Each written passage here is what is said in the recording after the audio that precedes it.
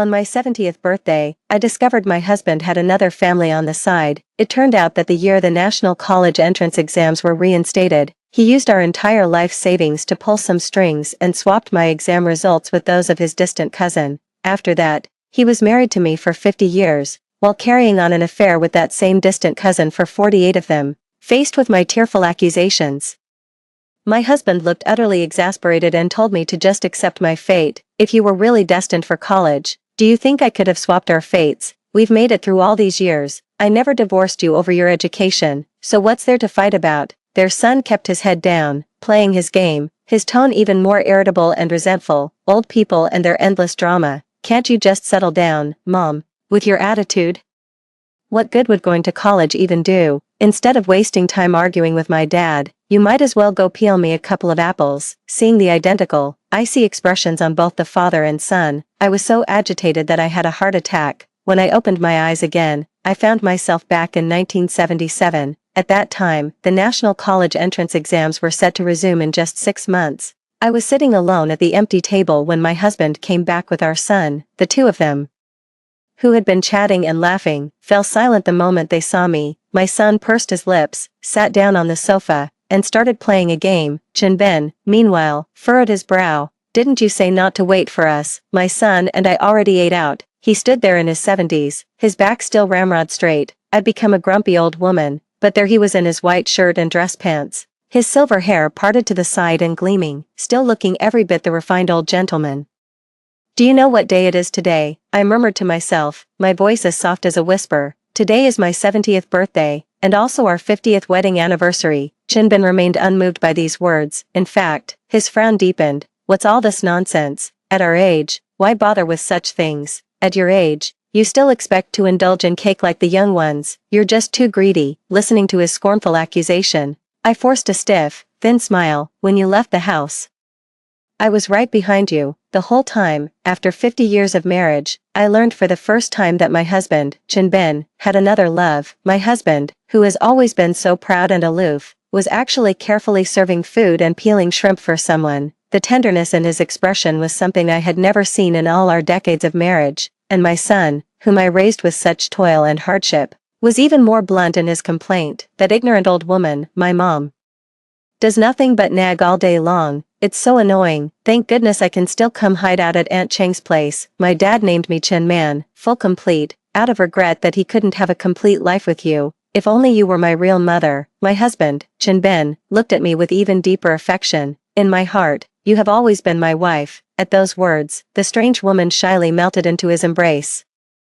The two silver-haired people clung to each other with the affection of young lovers, a sight that was rather comical. On the other side of the private booth's door, the family of 3 inside was warm and intimate, yet I, as the mother and wife of these 2 men, stood frozen and silent outside the door, like a beggar peering in. If I were still young, I'd kick this door down right now and make such a scene that everyone would know. But I'm 70 years old this year. My aged body is like a piece of rotten, decaying wood, barely holding together organs that are ready to shut down at any moment. Even my blood vessels have shriveled, etched with weary wrinkles. Age is advancing, the mind is deteriorating, and it seems even my emotions have been diluted by the relentless flow of time. My heart was stabbing with pain, yet all I could think, dully, was that I should have brought my cane when I left the house. My old legs aren't what they used to be. After just a bit of walking and standing, I was already starting to sway. Perhaps I had been standing at the entrance for too long, because a server noticed me. Ma'am, who are you looking for? I looked down and caught my own hunched reflection in the polished hotel floor tiles. The old floral shirt my husband bought for 10 yuan hung loosely over a withered, aged frame. It was paired with a face weathered by time and etched with hardship, where even the few remaining tufts of white hair were sparse and unsightly. This was just an old woman, nothing like the ladies in the private rooms. She was about my age, yet carried herself with such sophisticated grace that the waiter respectfully addressed her as Ms. Chung. As if suddenly regaining my sense of shame, I trembled and fled in a panic under the waiter's questioning. It wasn't until I returned home and sat dazed in the living room for a long while. As I grow older, my health worsens, and I no longer have the energy to argue about marital fidelity. But after 50 years of marriage to Chinben, I deserve a straight answer. Yet upon hearing my words, my son started squawking in his raspy voice. Mom, have you no shame at your age? You're old enough to know better. and now you're following people around. It's downright embarrassing. People would laugh if they knew. An old lady who's gained years but not dignity, acting like some jealous spouse at her age. Chinbin looked at me, his expression surprisingly calm. You know everything. My lips trembled as I spoke. We've been married for 50 years, you. Before I could finish, I was cut off by our son's loud shout. What's so special about your 50 years? Aunt Ching and Dad have been together for 48 years. In 2 more years, that'll be their golden anniversary. 48 years. The meaning behind those words hit me so hard my face went pale. Looking at my smug son, a sharp, stabbing pain spread through my heart. Xiaoman, I'm your mother. The son curled his lip dismissively. You think I wanted to be born to you? Dad was a teacher, at least, and my stepmother was in the first batch of students admitted to Tsinghua or Peking University after the Gaokao was reinstated. She was a professor before she retired. Now that's a good match. What else can you do besides waiting on people? I'm ashamed to even be your son. How can you possibly compare to Aunt Ching? I couldn't believe it. A wave of grief welled up, threatening to spill over his tears. This is the son I raised with such painstaking care from infancy, the child I watched grow from babbling toddler to a full-grown man. I risked my life to bring him into this world and gave up so much for him. I even prayed before the Buddha, not for him to achieve greatness, but simply for a lifetime of health and peace. Standing there with Chinbin, it suddenly struck me how similar their postures were, father and son, an unfaithful husband, an ungrateful son. Is this what it means to share the same blood? Perhaps I was wrong from the very beginning. Chinbin made no move to stop his son's outrageous words. In fact, his expression hinted at tacit approval. Xiaoman's words may be blunt, but the truth in them isn't. I haven't treated you poorly all these years. Besides, Wanning is kind-natured and has never cared about titles or status. Why must you be so petty? I couldn't hear a word he said after that. My mind was completely filled with the name Wanning, Qing Wanning, that woman. It was actually Qing Wanning. My mind was instantly struck as if by a thunderclap. How could I not recognize that name? Back then, not long after Chinben and I got married, the county received support to build a high school, and he used his connections to get a teaching position there. Later, a distant cousin of his came to town for school and, for convenience, moved in next door to us. This cousin was named Qing Wanning. However, she was a lackadaisical student, consistently ranking at the very bottom of her class. Later, when the policy reinstating the national college entrance exam was announced, she took the exam and left the village, never to return. That year, I had been brimming with confidence, but in the end, my name wasn't on the list. Consumed by a heavy, bitter disappointment, I paid no attention to anyone else. It was Chinben who later told me that Qing Wanning had gone to the city to stay with relatives. Now it's clear, she wasn't just staying with relatives, she had actually been admitted to Tsinghua or Peking University. When you put all the pieces together, every single detail feels off. Memories from my youth came flooding back, rushing into my mind through the jolted nerves. I remember how Chinbin used to go next door all the time to tutor his cousin who was struggling with her grades. I remember the hushed, ambiguous rumors in the village about him and that cousin. I remember how evasive Chinbin was when I asked why I couldn't get my college entrance exam score report. I remember how often he was out just before the exams, and how the family savings vanished without a trace. Now I know it all. Qing Wanning got into Tsinghua or Peking University on her first try, and she's been having an affair with Chinben for over 40 years. The whole truth is finally out in the open. My breath caught in my throat. I pressed a hand to my chest, trying to still the frantic, disbelieving pounding of my heart. Murky tears welled in my eyes, tracing the lines on my face as they fell, a stark reminder of the years that had slipped away. My voice trembled as I demanded an answer. Chinben's reply was shamelessly frank. It was just swapping your college entrance exam score. How old are you now? Still crying? Stop being so melodramatic. Even though I had anticipated the answer, the cruel truth still made my breath catch in my throat. I thought of the life I was trapped in after failing the exam, confined to the bedroom and the kitchen stove. I thought of every night I cried in secret, and of the self I could never reconcile with after that shattered dream. A hot surge of blood rushed to my head, hatred and bitter fury burning my eyes red. I lunged forward and seized his arm with a fierce grip, my voice sharp with accusation. How dare you? What gives you the right? Chinben, you've ruined me. You've destroyed my entire life. If he could so callously swap our lives back then, why would he care about my tears now? He clicked his tongue in annoyance and shoved me away forcefully. If you were truly destined for university, could I have switched our fates? We've made it through all these years. I never divorced you over your lack of education, so what's all the fuss about? My son, bored out of his mind, started playing video games without even glancing my way. You're just getting old and troublesome. Can't you just settle down, Mom? Even if you get into college, what good will it do you the way you are? Instead of trying to weasel out of things with Dad, you'd be better off peeling me a couple of apples. Their identically cold expressions made my own furious face seem all the more ridiculous. To think my life would come to such a pitiful end. Overwhelmed by emotion, a sharp pain seized my chest, and I crumpled to the floor, convulsing uncontrollably. As darkness closed in, the last sounds I heard were my son's triumphant cheers from his game and Chinbin's icy scorn. What a disgrace, fainting at your age. A crushing weight of despair and anguish still seemed to press down on my heart. A sudden, deafening crash right by my ear jolted my eyes open instantly. Before me was an old, dark-colored desk, upon which a thick stack of books had just been slammed down. You sleep more than the pig in the yard, and you call this trying? The familiar sting of sarcasm sent a shiver down my spine. I whipped my head around, and there, standing before me, was a young Chinbin. My heart pounded like a drum as I frantically scanned my surroundings. The familiar gray brick walls, the faded red double happiness quilt, the worn wooden table, everything was exactly as I remembered. Looking at the calendar on the wall again, the most recent page was still turned to May 20th, 1977. At this moment, there was still a full 6 months until the first college entrance exam after its reinstatement. I could barely contain my overwhelming emotions, nearly brought to tears. Was this fate's mercy, allowing me to return to a time before my destiny was altered?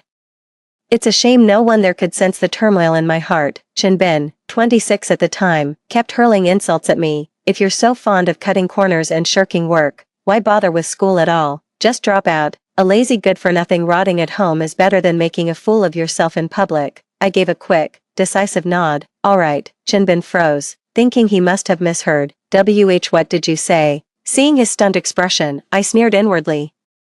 Once I realized what Chinbin was up to, all the clues from the past became glaringly obvious. He had a wide social circle and was always well informed about the education sector, so he had long since guessed that the college entrance exams would be reinstated. And as for Qingwanin, having lived next door for so long, she had probably long since graduated from cousin to sweetheart. It was clear he was dead set on changing my grades, yet he still nitpicked and mocked me every day, even threatening to expel me at the drop of a hat. In my past life, I was deeply affected by his words, living in a state of constant, overwhelming anxiety. On one hand, terrified by his threats, I buried myself in studying, never daring to take a break, and nearly worked myself to the point of collapse. On the other hand, he brainwashed me into feeling immense guilt, convincing me I was a burden to the family for using their money for school and for not having a child over a year into my marriage. It's perfectly clear that the money for my education was set aside by my parents before they passed away.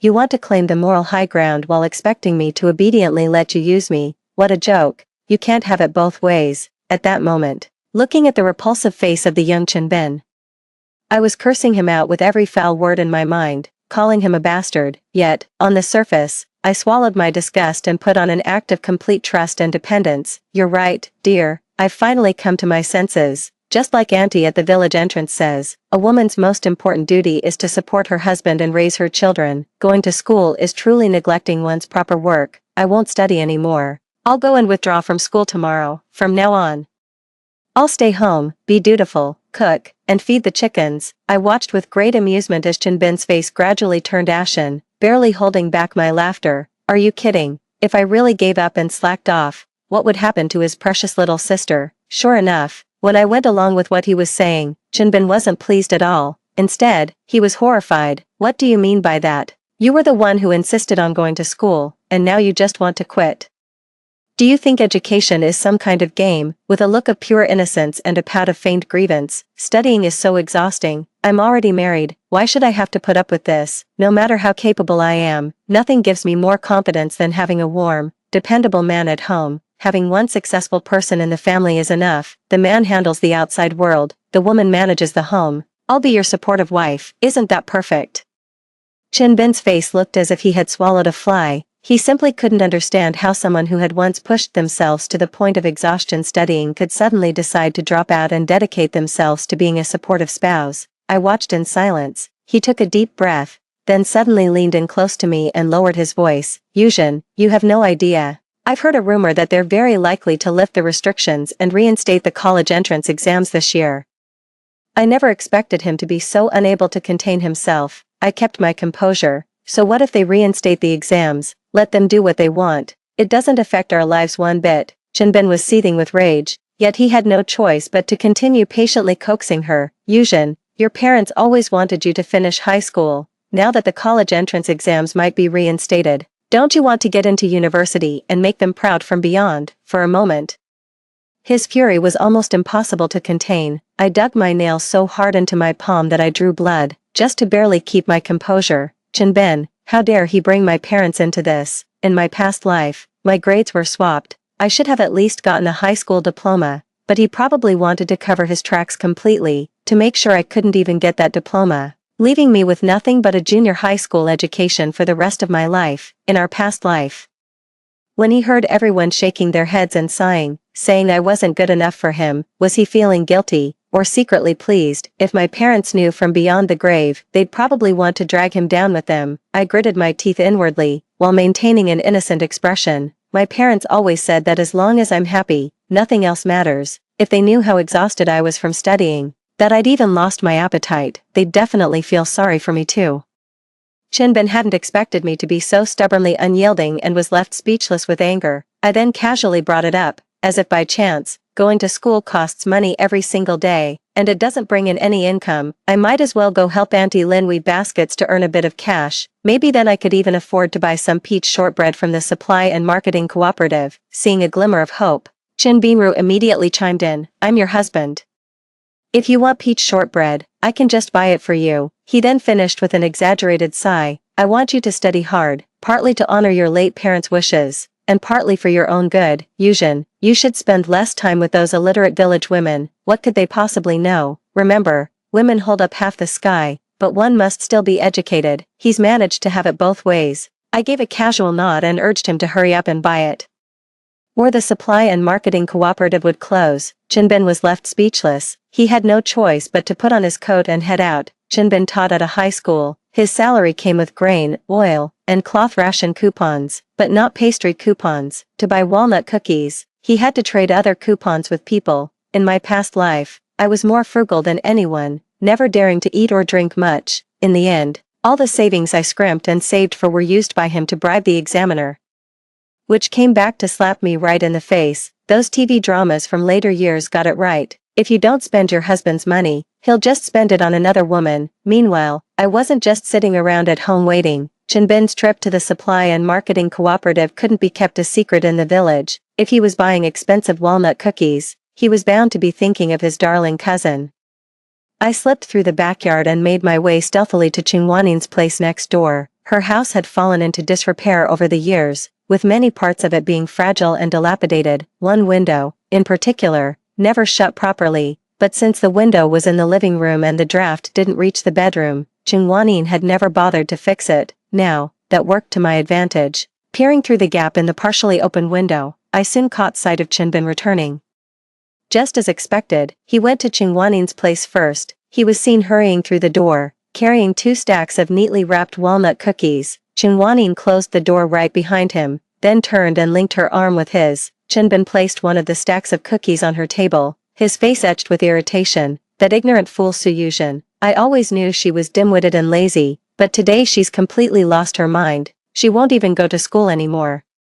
She claims studying is too tiring and insists on dropping out to play the dutiful housewife at home. Isn't she just looking for an easy life? And now she suddenly wants walnut cookies. Those require 3 meat ration coupons just for the pastry ticket. She must have been born a gluttonous pig. Qingwanin comfortingly took his arm and said softly, Cousin, don't be angry, it's all my fault. If it weren't for me, Cousin wouldn't have had to put up with her nonsense. Hearing his sweetheart say this, Chinbin's heart ached for her. He quickly pulled her into an embrace. Wanin, don't say that. How could any of this be your fault? That Su Yuzhen has no sense of self-respect, self-love, or independence in her soul. Even after hearing the college entrance exams are being reinstated, all she can think about is staying home to be a housewife. How does someone like her deserve such good grades? Using her results to get you into university is practically us doing the work of heaven. Hiding by the window, I was almost driven to bitter laughter by their sheer shamelessness. Doing the work of heaven, is it? Let me, your esteemed auntie, teach you what it really means to carry out heaven's will. when Chinbin came home carrying the remaining box of walnut cookies. He was putting on his model husband act again. I ate every single one of those cookies right in front of him, chewing slowly and deliberately, not leaving him so much as a crumb. Chinbin hesitated, words on the tip of his tongue, but in the end, he was too embarrassed to say anything. He thought I was just throwing a random tantrum today and that buying me the cookies would be enough to placate me. Little did he know. Today was just the beginning. In the days that followed, I gave Chinbin a profound lesson in what it truly means to court disaster without paying the price. The first time he bought the walnut cookies, he still had the energy to fret over the ration coupons, but after the second and third times, he became completely numb to it. The moment I open my eyes each day, I'm ready to eat, and every meal must have meat. The lard we've stored at home is disappearing at a visible rate. If Chinbin ever dared to mock me for being greedy or wasteful, I'd cover my forehead, shut my eyes tight, and say, "Darling, I told you I'm not cut out for studying. If I don't have some meat or pastries each day, my brain gets no nourishment. The moment I pick up a book, my vision blurs and I just want to fall asleep. Maybe we should just go and withdraw from school. I feel so guilty, always spending money like this." I was only pretending to faint, but Chinbin was practically on the verge of passing out for real from anger. But with the lovely neighbor next door, he could only grit his teeth each time and, on the contrary, comfort me. "It's fine, I'm your husband. Isn't earning a salary meant to be spent on the family? How much could you possibly eat? I must have been neglecting you all this time." And with those words, he actually managed to hold his tongue and endure it. If he weren't my husband and she weren't his little tramp on the side, I might have marveled at the power of love in my past life. I juggled school with cooking, cleaning, feeding the pigs and chickens at home. I even prepared the lunches Chinbin took to school every single day. This time around, he wasn't so lucky. No one to tidy up the house. Fine, let it be a mess. No one to feed the chickens, ducks, and pigs. Let them go hungry. If they starve, all the better. No need to buy lard or offal for a bit of meat. We'll have a proper feast right at home. Studying already takes so much out of me. How could I possibly have time for all these trivial matters? Chinbin had no choice but to juggle work and taking care of the household. In just a month, he lost a noticeable amount of weight. Furthermore, the expensive things I started demanding weren't limited to pastries anymore. I began asking for the hard-to-get items from the supply and marketing cooperative as well. I didn't sleep well last night, and it's affecting my ability to memorize. I need a new, fashionable embroidered pillowcase. My mouth feels bland tomorrow. I'm not in the mood for school. I need some malted milk drink. The day after tomorrow is a bit chilly, and my hands are dry without lotion. I can't even write properly. By the next day, I'm in a foul mood again, thinking of dropping out to go home and be a lady of leisure, unless I get some canned fruit and syrup. Unlike my last life where I put up with everything, this time I follow my every whim, glowing with health and feeling utterly content every single day. Ever since I was reborn, I haven't shared a bed with him again. It wasn't out of pity for his gauntness, but because I didn't want to welcome another Chin man into the world. I finally understood the sheer power of genetics. From now on, Chinbin can have children with whomever he pleases. I refused to repeat the same mistake. On several occasions, I overheard Chinbin's muttered curses. "You wretch. Give you an inch and you take a mile. Who do you think you are, using all that good stuff? Just wait until Wanning gets into university using your grades. I'll make sure you learn your lesson." I wasn't the least bit surprised by this, nor did I feel any anger. After that, every time I got something he bought, I'd make a show of it in the yard, deliberately raising my voice so the neighbors next door could hear. Predictably, Wanning started to feel resentful and began giving him a hard time. So, just like with the walnut cookies at the very beginning, the purchases went from one portion to two. Tormented by two women at once, Chinbin soon became haggard. As the announcement of the reinstatement of the college entrance exams drew nearer, more people got wind of the news, and a palpable sense of restlessness spread through the crowd. I wasn't idle during this time, either. I spent my days reviewing my textbooks while also reflecting on the events of my past life. Besides me, there were many other students at the village high school who had always excelled academically and were fully expected to get into university, but in my past life, none of them got what they wished for. Tao Chenmei, a classmate 3 years my junior, was second only to me in grades, a fiercely determined girl, yet when I returned to my hometown in that past life and saw her, I learned she had married as soon as her college entrance exam results came out, never leaving the village for the rest of her days. Then there was Gu Indi from another class, who had always studied relentlessly. Her family was unwilling to support her education, so her classroom teacher paid for it out of his own pocket. after the college entrance exams were reinstated, that teacher even offered to fund her university studies, but in my past life, I heard she scored less than 100 points on the exam, while her parents inexplicably came into a large sum of money.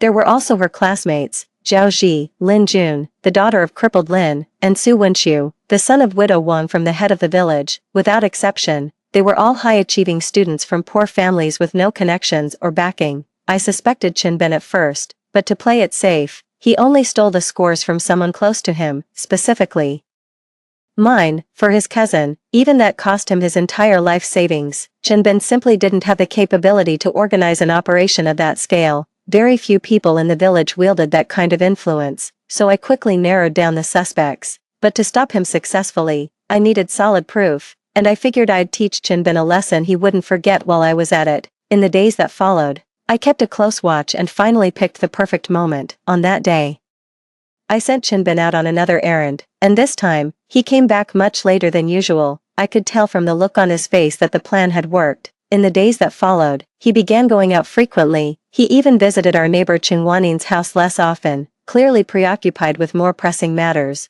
I was more than happy to see it. The days passed one by one, and soon the long-awaited and highly anticipated day arrived. In August 1977, the Science and Education Work Symposium was officially convened. Everyone understood that the matter was practically a done deal. In October 1977, the central authorities formally approved the decision to reinstate the National College Entrance Examination, Gaokao, simultaneously issuing a notice that set the exam date for 1 month later. As soon as the news broke, everyone rushed to the courtyard where the village loudspeaker stood, even accidentally yanking out the wire connecting it.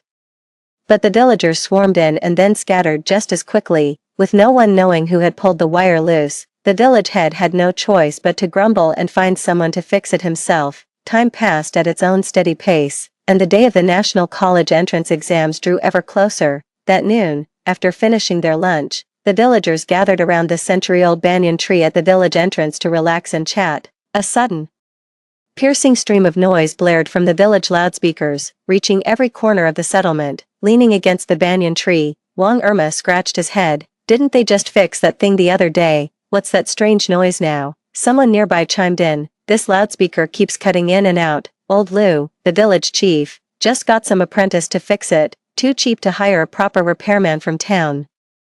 The village is so small that the slightest bit of news gets everyone gossiping. But before the villagers could really get going, grumbling about the stingy chief, the loudspeaker crackled back to life. Only this time, what came out was the clear sound of a conversation. We agreed to split it 50-50. Are you trying to keep it all for yourself? 50-50, my foot, how dare you even say that? I'm the one who found all these people to buy the grades. Did you lift a finger? And you call yourself an educated person? You're just shameless. You're being completely unreasonable. Under the banyan tree, everyone exchanged bewildered glances, utterly confused. But soon, the conversation that followed was a bombshell. I have no shame. And what do you call it when you, as the village chief, abuse your power for personal gain and tamper with college entrance exam scores? If I spill the beans, not only will you lose your position, I reckon you'll end up behind bars.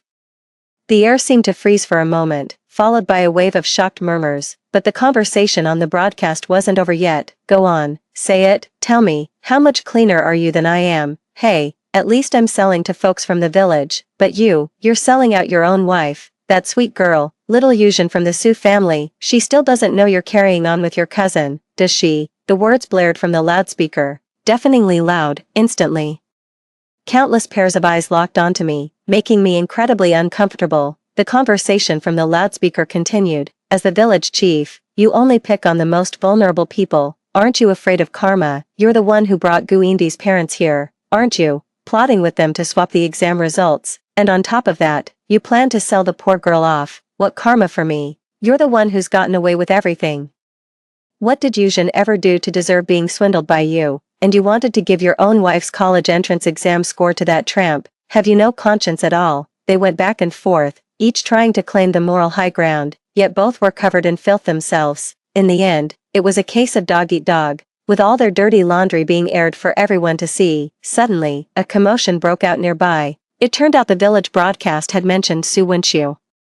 And his mother, Widow Wang, was right there under the banyan tree cracking sunflower seeds. all hell broke loose. The notoriously fiery widow Wang immediately tried to storm into the village chief's house, itching to slap him silly. It took a concerted effort from the crowd to hold her back. Someone shouted, "Call the police, go to the station." A quick-witted fellow immediately took off, sprinting to the police station to report the incident. When Chinbin left the village chief's house, the two of them still hadn't settled their argument, but he wasn't worried. With just half a month left until the college entrance exams, he and the village chief would settle their score sooner or later. Lost in thought, Chinbin nonetheless walked at a brisk pace, but as he walked on, he sensed something was off. Why were all the villagers sitting outside, and why were they looking at him so strangely? Suddenly, the crowd parted, and Guindi walked through, her eyes red and swollen. "Mr. Chin, do you think I can get into university?" Chinbin looked down at her, a gentle smile spreading across his face. "Indi, your grades are excellent. It's very likely you'll get in." To his surprise, as soon as he finished speaking, Guindi's tears began to stream down her cheeks. "Mr. Chen, you lied." Chinbin felt the strange silence around him and a sudden unease in his heart. He could no longer keep up the pretense.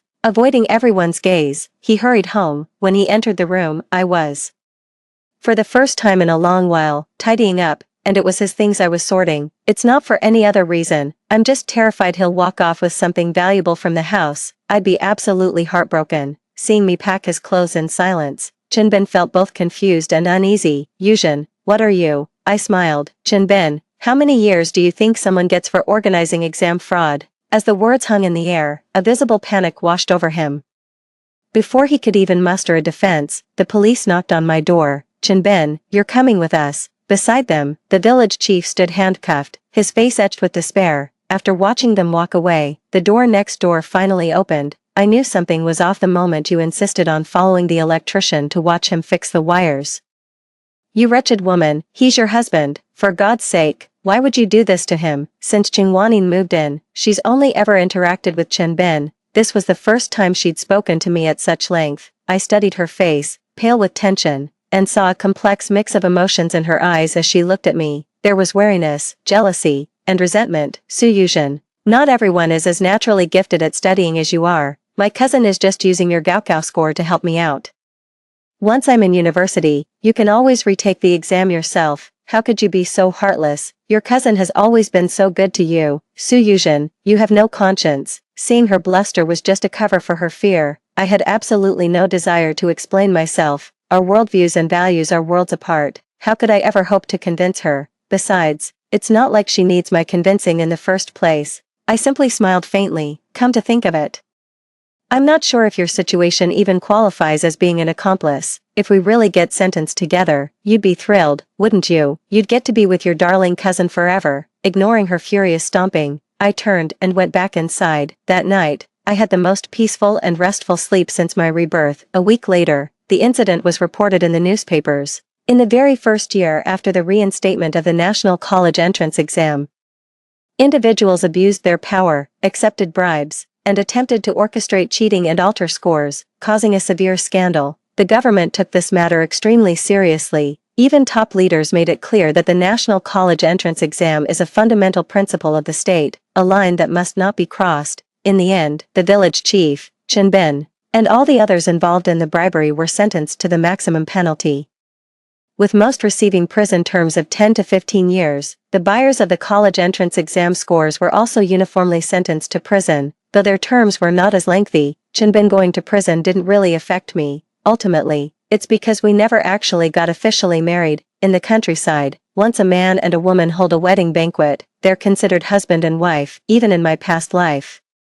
After failing the college entrance exam and seeing no hope for university, I started trying for a child with Chinbin. We only got our marriage certificate after our son, Chen Man, was born, in order to register his household registration. In this life, I'm immensely grateful for that old-fashioned tradition. It saved me a lot of trouble. Due to the major scandal involving a conspiracy to tamper with college entrance exam scores, as a precaution, the backup exam papers were used for the actual test. The exam questions in this life were completely different from my past life, yet I found them easier to navigate. As I stepped out of the examination hall, snow began to fall from the sky. This was the first snow of 1977. Glimmering, starlight white flakes descended upon the earth, as if gradually purifying all the world's impurities. I walked forward, as if treading upon a long carpet of white feathers bathed in holy light.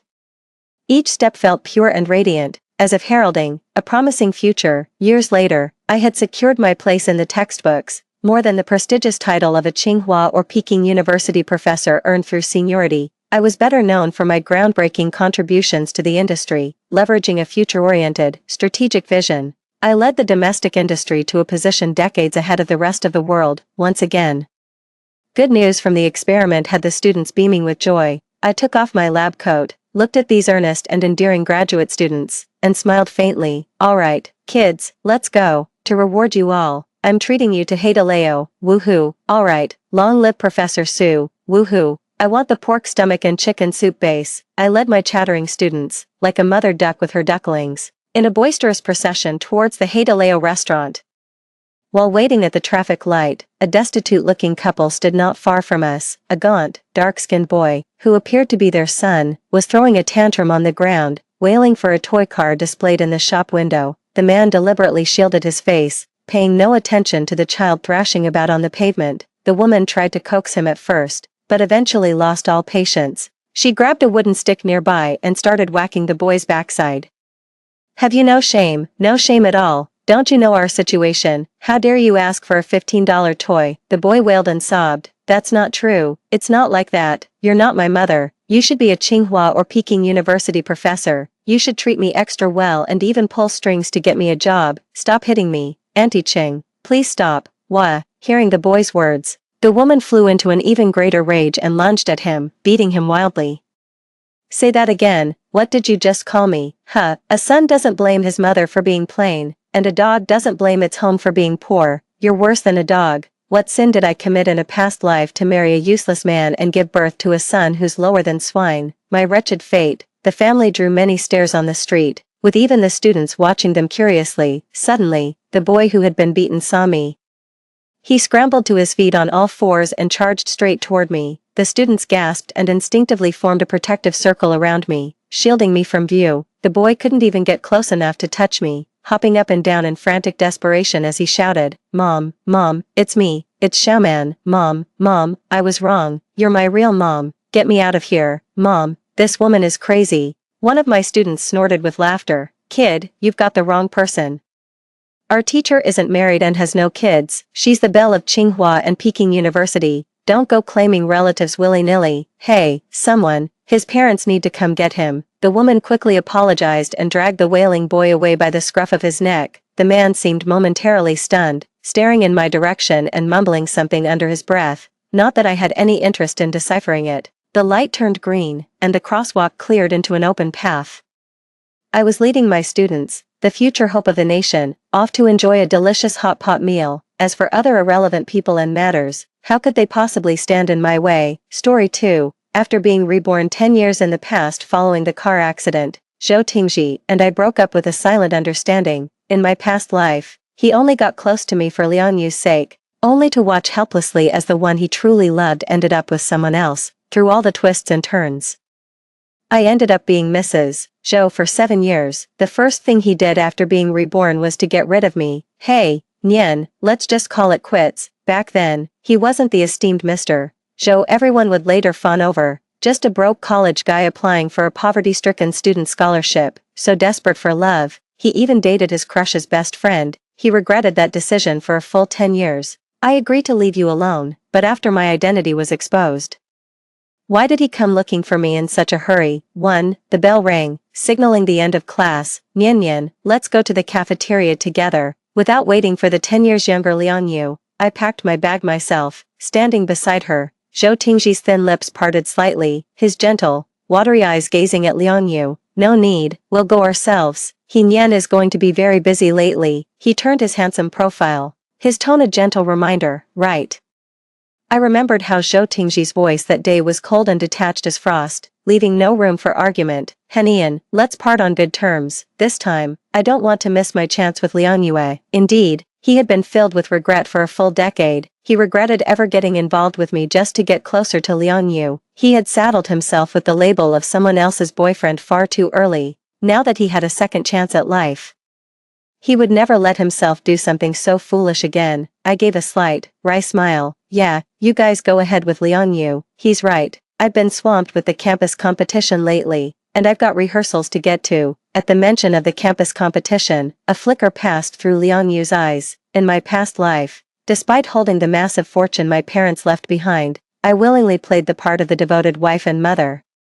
Pretending to build a life from scratch alongside Zhou Tingji, all to avoid wounding his pride. I only ever supported him from the shadows. When he rented a place, I moved into that tiny, few square meter basement with him, cooking meals every day to wait for his return. Later, when he started his own business, I secretly invested money for him. Back then, he said, "He Nian, I don't know what I'd do without you." Watching the two figures walk away, I called out to Zhou Tingji, "Wait."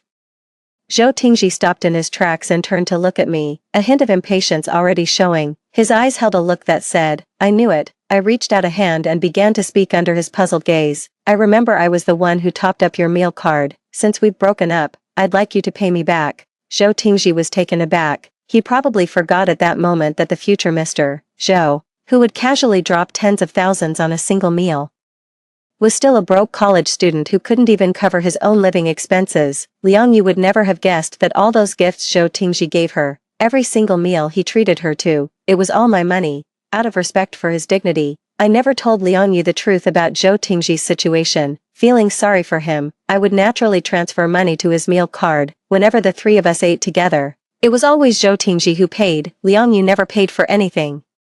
Like Zhou Tingji, she was also applying for a financial aid scholarship. Sure enough, Liang Yu frowned slightly and gave Zhou Tingji a fleeting, indifferent glance. That single glance was enough to make Zhou Tingji's neck flush crimson. Liang Yu had a penchant for understatement in everything she did. This subtle, understated air was precisely what lifted her above mere labels like goddess or campus belle. I used to genuinely believe she was free from worldly desires. Countless times I had offered her the things I held dear. Looking back now, I can't help but curse myself for being such a damn fool. He gave me a long, searching look before placing the meal card in my palm. "He Nian, we're even now." The cold card felt like my heart in that moment, not painful, but deeply unsettling. Liang Yu looked at me, hesitating to speak. "Nian Nian, are you sure you don't want to reconsider?" I looked at her. I will never forget the day of my wedding anniversary with Zhou Tingji. When Liang Yu barged into our home with a child, right in front of everyone, she knelt before me, begging me not to tear them apart. The 3-year-old child rushed over in tears, hitting me, the bad woman who had stolen her father. Zhou Tingji only acknowledged Liang Yu's existence with a single sentence, "The child is mine. I was in love with Liang Yu all along. You've been in her place for all these years. It's time to give it back." Being betrayed by my best friend and the person closest to me taught me the harshest lesson of my life. Until his dying day, Zhou Tingji believed I had stolen Liang Yu's place, that I had climbed into high society by riding his coattails, and he never once thought highly of me. Now I'm giving Liang Yu her position back, too. Like me, Zhou Tingji lost both his parents. The difference is, I'm the sole surviving heir of the He family, with a vast fortune to my name.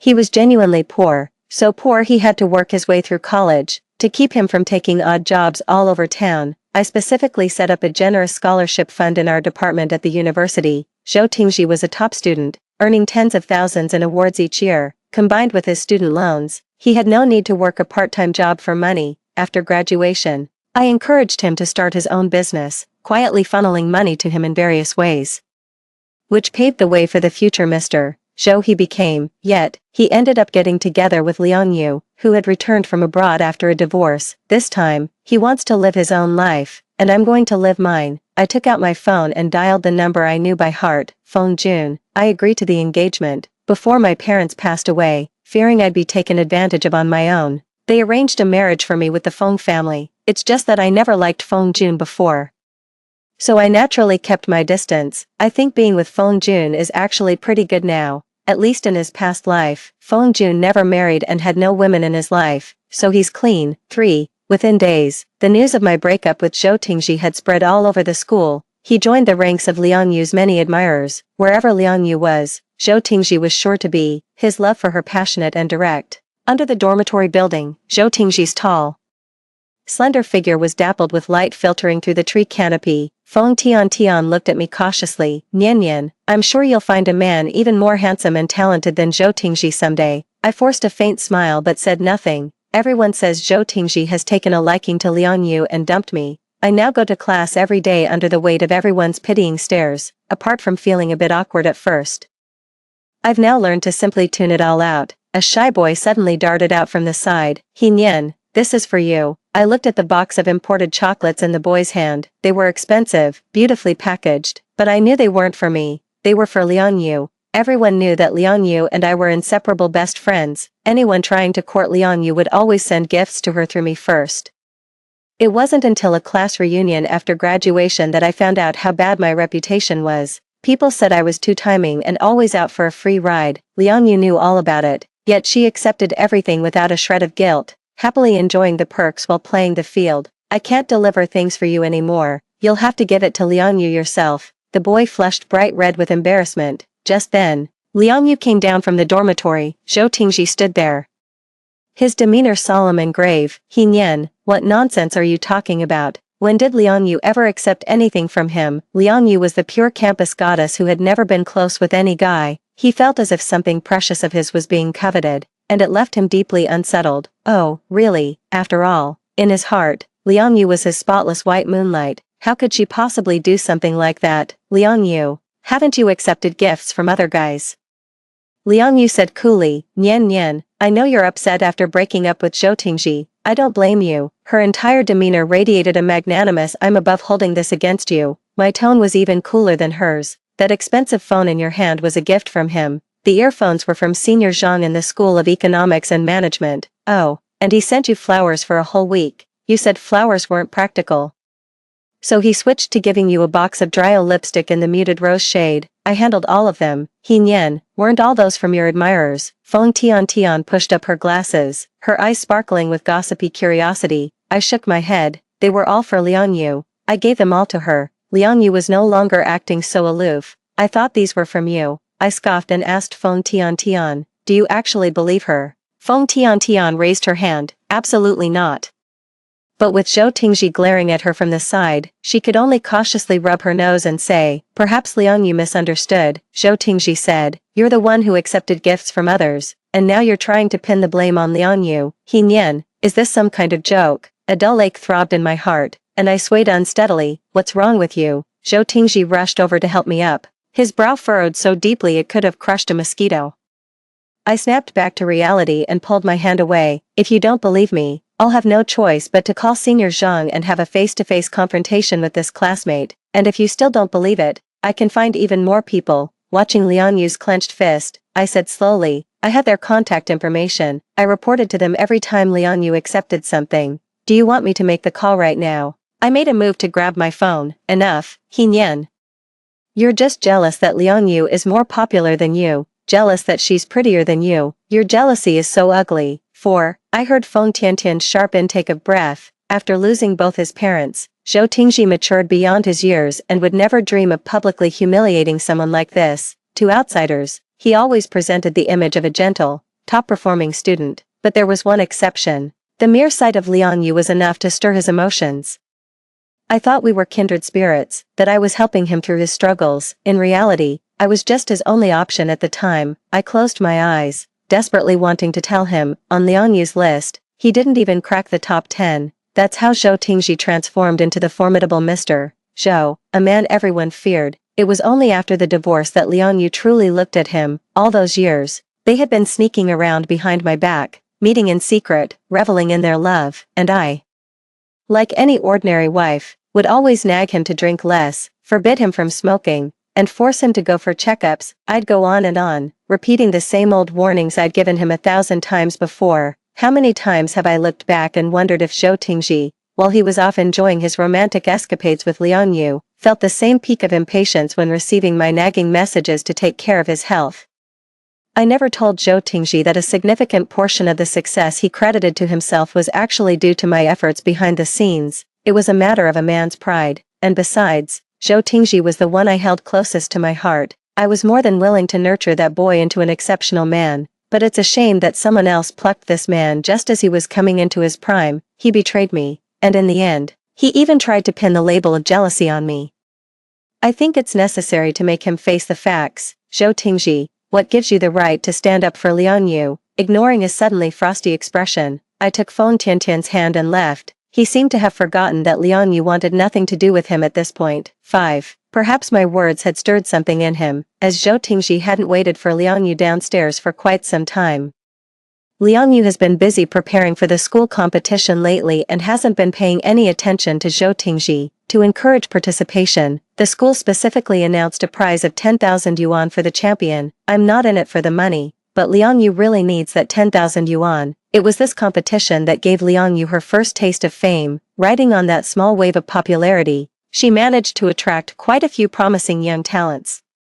I was about to go on stage to play the piano, and what a coincidence, Liang Yu had also chosen to perform a piano piece. I ran into Liang Yu in the school's piano room. After finishing my piece, I turned and saw Liang Yu standing at the door. She looked a bit pale, but managed a smile and said, "Nian Nian, I had no idea you played so well." I closed the piano lid and gathered my things. "Oh, really, just a little better than you, I suppose." Seeing I was about to leave, Liang Yu stopped me. "Nian Nian, could you please not enter the competition this time? I know you're only competing against me because of Zhou Tingji, but you can't blame me for that. He's the one who keeps pestering me. I really wish Zhou Tingji could see what Liang Yu is like right now, see if she's still the goddess he remembers. My decision to enter the competition has nothing to do with Zhou Tingji. You're right about one thing, who he likes is none of your business. But it's none of mine either." I didn't want to waste another word on her. Ever since she started coveting my marriage and my relationship, there's been nothing left for us to talk about. I just hadn't realized how far Liang Yu would go to stop me from competing. A summer thunderclap boomed, heralding another storm. The rain soaked his hair. "What are you doing here?" I held the umbrella over his head. The instinctive gesture made Zhou Tingji take a few steps back. "He Nian. What will it take for you to give up on entering the competition?" I bit my lip, looking at him impassively. "Why should I give it up?" Zhou Tingji turned away, saying, "If you drop out of this competition, I'll go on a date with you, and if you want more, that could be arranged." I stared at him in disbelief, utterly shocked by what had just come out of his mouth. "Zhou Tingji, you make me sick." I couldn't stand living with Liang Yu any longer and decided to move out of the dorm.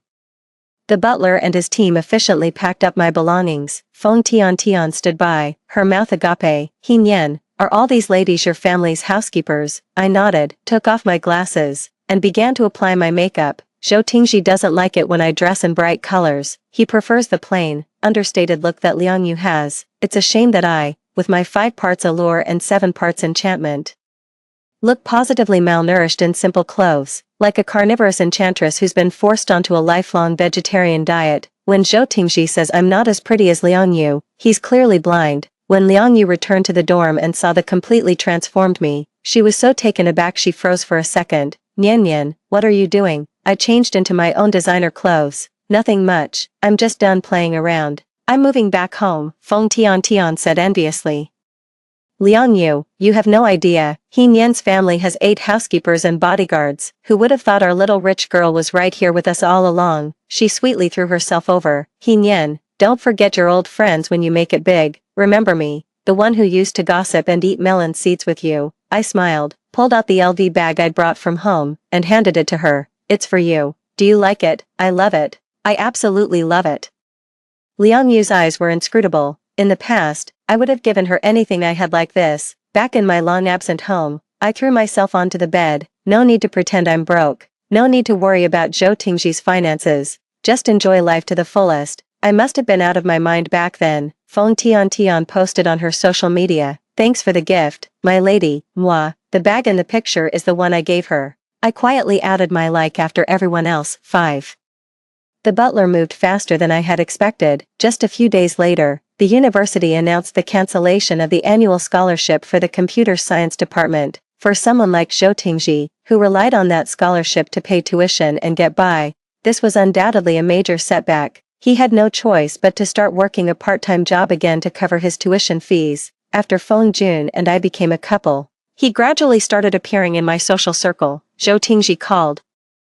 "I heard you're with Feng Jun now." No comment. "He Nian, you don't have to use him to get a rise out of me. It's pointless. I hope you'll think this through and stop doing these ridiculous things." I remembered what Feng Tian said. Zhou Tingji got into a fight over Liang Yu. Mind your own business with Liang Yu. Don't worry about my affairs. The phone was slammed down with a click. That day, Feng Tian sent a message. Zhou Tingji was working a part-time job at a Western restaurant.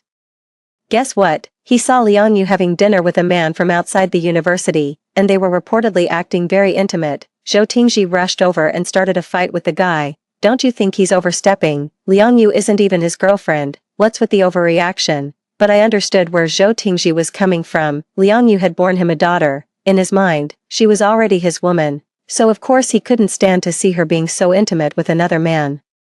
However, Liang Yu was a girl with big ambitions. He was single-mindedly focused on self-improvement. At this stage, Zhou Tingji fell far short of Liang Yu's standards. She only showed him any kindness when she needed to use him. On the day of the campus competition, Zhou Tingji was by Liang Yu's side. He looked utterly exhausted, with heavy dark circles under his eyes, and his shirt was slightly disheveled. With a keen eye, I noticed the fabric of his shirt was starting to peel.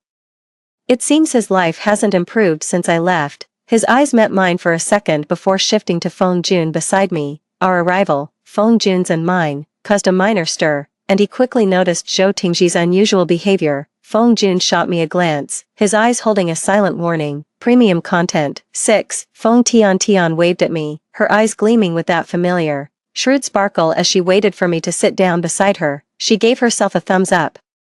My mouth must be blessed. I said you'd find a man more handsome and talented than Zhou Tingji. And look, you found one just like that. I winked at her. All thanks to you. On the stage, Liang Yu wore a white gown, her silky long hair flowing down her back, perfectly embodying her goddess-like image. The applause rose from the audience as the song ended. Zhou Tingji stood near the stage, hands in his pockets, watching her quietly. I have no idea who scheduled my act right after Liang Yu's. After stepping off the stage, Liang Yu's gaze swept past me without a flicker before she walked over to Zhou Tingji and took his arm. My eyelids were half lowered, my expression blank. Feng Tian muttered under her breath, Nian, don't let her get to you. I gave a faint smile. By this point, Zhou Tingji could no longer stir my emotions. I walked onto the stage, passing by Zhou Tingji as we brushed shoulders. Nian. I stopped in my tracks. He said, you can't play the piano well at all. Why are you setting yourself up for humiliation? I looked at Liang Yu with a wry smile. So that's what you told him, that I can't play well, and to stop me from going on stage. It's not Liang Yu's fault. She was just worried about you, afraid you'd embarrass yourself in front of everyone. Oh, really? Well, thank her for me. But I don't need it. I turned and walked onto the stage. He didn't even spare a glance at Liang Yu's hypocritical face. A Croatian rhapsody flowed from beneath my fingers. This powerful and emotional piece not only expresses the hope of the Croatian people after the war, but also represents my own resolve, after my rebirth, to cast off the past and embrace a new life. As the final note was pressed, the entire hall fell silent. A few seconds later, a thunderous applause erupted. Under the stage lights, my beauty was dazzling, flawless. I heard whistles from the audience, heard Feng Tian whooping and jumping up and down. A scorching gaze pierced through the layers of the crowd and settled on me. I looked back. Feng Junqing's handsome face in the crowd was lit up with a wild, unrestrained smile. I won the championship without a doubt. 7. After the lively commotion died down, I saw Feng Jun off. With the campus competition concluded, the school grounds, now quiet after the frenzy, held a melancholy beauty like the fading light of dusk. Zhou Tingji's impassioned voice carried on the wind. Liang Yu, why won't you believe me? How can you expect me to believe you? You keep saying you love me, but your eyes are always on other women. And what about you? Aren't you juggling several men yourself? What do you take yourself for? For the first time, Liang Yu's voice trembled with emotion.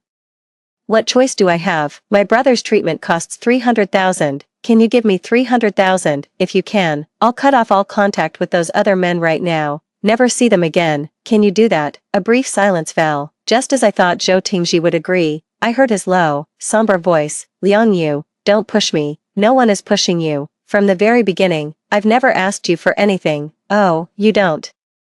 Have you forgotten what you said when you were sobbing and begging me to go ask Nian to drop out of the competition? Zhou Tingji, you still claim you have no feelings for Nian, seeing how beautiful she looked today. Are you having regrets now? After the two of them left, I remained seated in the same spot for a long time, so that's where the 300,000 came from. In our past life, Zhou Tingji had taken out a loan from a loan shark.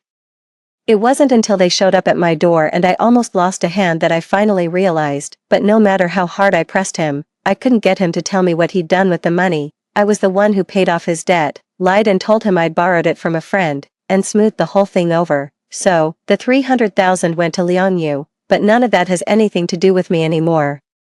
Whether Zhou Tingji chooses to take out a loan shark like he did in his past life is entirely his decision. Time passed by slowly. After the campus competition, I became famous at school, and my name gradually started to be associated with the label of school beauty. People started sending me flowers, and I got hit on at school, but I turned them all down. When Feng Tian hesitantly told me that people at school were joking around, my mind was still on Zhou Tingji.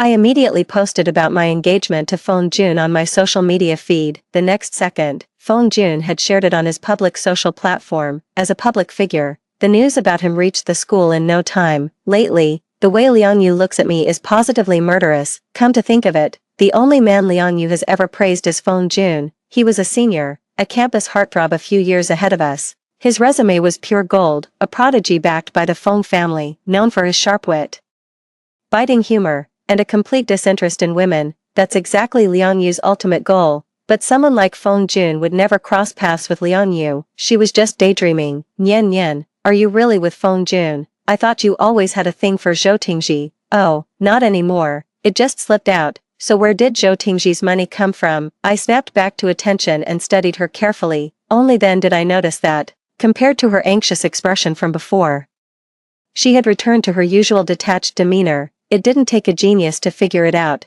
Liang Yu's family troubles must have been resolved. Looks like Zhou Tingji still couldn't bear to let her go. I offered her a suggestion in good faith. I won't give him any money. As for where his money came from, you can go ask him yourself. Liang Yu was left speechless. She wasn't stupid. Zhou Tingji was a college guy who had to earn his own tuition, yet he suddenly gave her 300,000. What kind of price he must have paid for it was something even Liang Yu probably didn't dare to dwell on. 8. As my senior year approached, I gradually withdrew from campus life and started working at the He family business much earlier than most. In my past life, I had professional agents managing the He business, so I rarely had to worry about it. Once I gradually transferred the responsibilities of the He business to Zhou Tingji, I stopped working altogether. I have no intention of handing over the He family business to anyone. The marriage alliance with Feng Jun was simply because he was a suitable match. I have no plans to transfer control of the He family business. Life has been intense and hectic, buried in work at the company every day. I've lost a bit of weight, but my spirits are higher than ever. It's quite nice, not having my life revolve around a man. In my free time, I'd gossip with Feng Tian about how our classmates were doing, or learn a thing or two from Feng Jun about managing the company. The days just drifted by. Feng Tian said that Zhou Tingji and Liang Yu are together now. I just raised an eyebrow. Perhaps knowing how Zhou Tingji got that 300,000, Liang Yu's heart softened too. Unfortunately, I guessed wrong again. The day Zhou Tingji cornered me in the cafe, a torrential downpour began outside. Dark clouds loomed on the horizon, making his silhouette appear all the more desolate.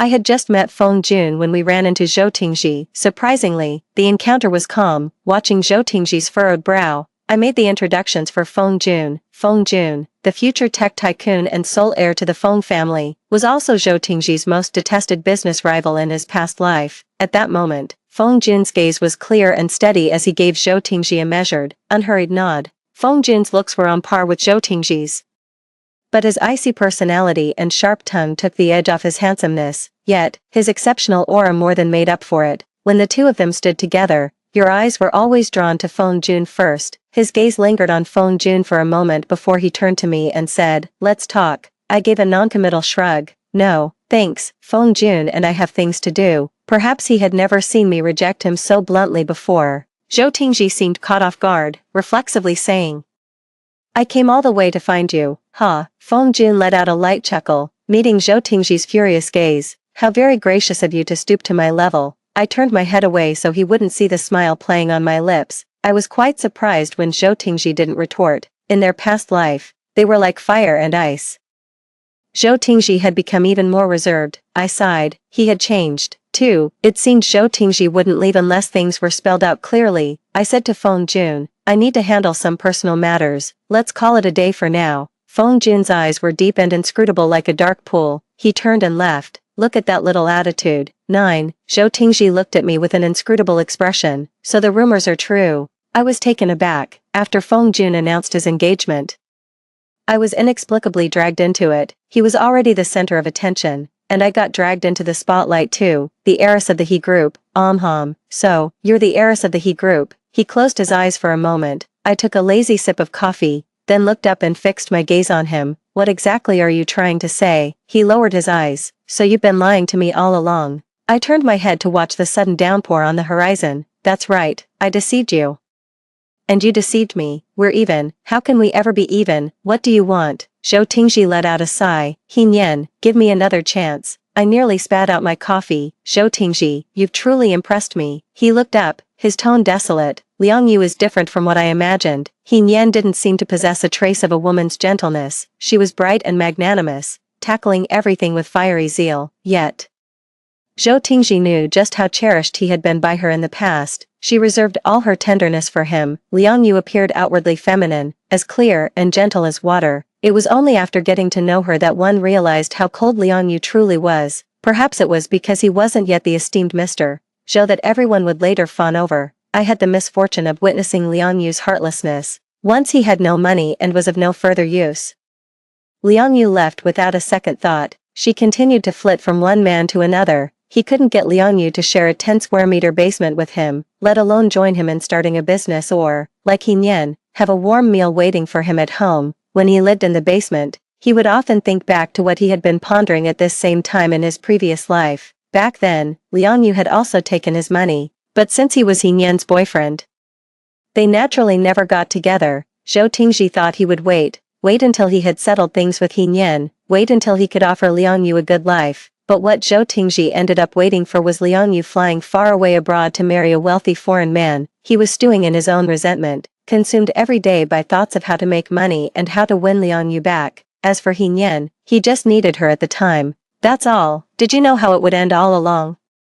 Is that why you dumped me so cleanly? I stood up. Zhou Tingji, even now you still think it's everyone else's fault. Zhou Tingji suddenly sprang up and grabbed me. He Nian, you hated Feng Jun. Have you forgotten? I stopped in my tracks. I never hated him. Back then, it was you who disliked him, so I had no choice but to follow suit. In truth, he was the fiancé my family arranged for me long ago. If not for you, our paths would never have diverged. Zhou Tingji, let's go our separate ways. I'm no longer an obstacle between you and Liang Yu. You got what you wanted. You should be happy. 10. The heavy rain showed no sign of letting up, continuing to fall in a relentless downpour. I didn't call the family driver and was about to hail a cab myself. A sudden umbrella shielded me from above, the air thick with moisture and the clean scent of laundry detergent filling my nostrils. Feng Jun held the umbrella, not looking at me. I'll walk you back.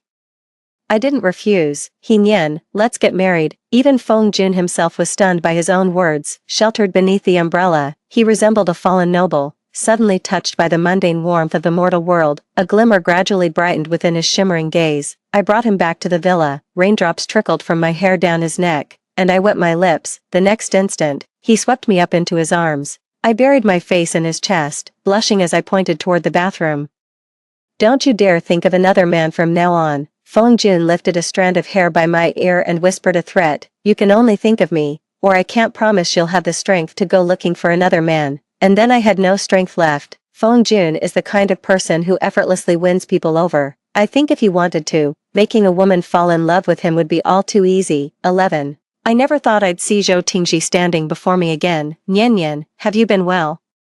I looked at his sloppily washed clothes and the unshaven, disheveled look about him. I thought we had made ourselves perfectly clear. A scattering of cigarette butts lay at Zhou Tingji's feet, though he never smoked. He gave a bitter smile. Liang Yu is gone. So, what are you doing here? Zhou Tingji suddenly stepped forward, grabbed my hand, and slammed it hard against his own face. I was utterly startled and pulled my hand away. You're insane.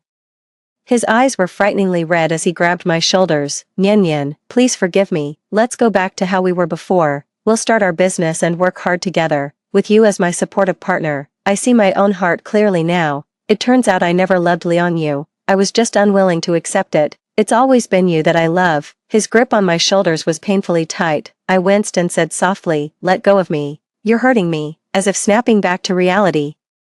Zhou Tingji released his grip on me, but his hand still hovered protectively, holding me in a loose, careful embrace. Nian Nian, please say yes. I took a few steps back, my expression darkening as I replied, no, we've already broken up. I won't get back together with you. Just give it up. That's not true. You love me so much. How could you not change your mind? Nian Nian, I've given up on Liang Yu. Do you hear me? I've let her go. I snapped. You didn't listen. From the moment you betrayed me, there was no going back. I don't believe it. You wouldn't do this to me. You love me. I love you too. Let's start over. Together. This time, I promise I'll treat you right. Zhou Tingji wasn't listening to a word I said, insisting I agreed to get back together with him. His expression began to turn frantic. I was somewhat frightened by his wild look, struggling without end. 12. Zhou Tingji grabbed my hand and pulled me forward, charging ahead. Soon, he had brought me to a deserted rooftop. Nian Nian, I have nothing left. How could you bear to watch me die? Below us was a 5-story abandoned shopping mall. Countless steel beams and concrete slabs were piled up down there. My heart was in my throat. I didn't dare provoke him any further. Zhou Tingji had completely lost his former vigor and ambition. At this moment, he more closely resembled a stray dog that nobody wanted. Zhou Tingji, calm down. Even without Liang Yu, you can still have your career. Even without money, you can earn it again. You have a bright future ahead. I am merely a passing scene on your journey. Once it's gone, it's gone. He let out a wretched laugh, laughing so hard he was nearly out of breath. And still he did not stop. Don't try to fool me. I know all my past successes were only because you were pulling the strings behind the scenes. I have no future on my own. Zhou Tingji had calmed down again by now. He stepped forward. I backed away in fear, my foot kicking over a loose brick. It clattered to the ground and shattered into pieces. Ah, I screamed in terror. Zhou Tingji rushed over and held me. Nian Nian, don't be afraid, I won't hurt you, I promise. I was so scared that I began to cry. Zhou Tingji, just let me go. We can't go back to how things were. Feng Jun will find me soon. Hearing Feng Jun's name, Zhou Tingji's agitation flared up again. You don't love him, you love me. He's just a tool you picked up to spite me when I neglected you. Nian Nian, he's deceived you. Have you forgotten how much you used to despise him? No, that's not it. I shook my head frantically. No, you're wrong. Have you forgotten what you said? You told me I was in Liang Yu's place, that I should give it back to her.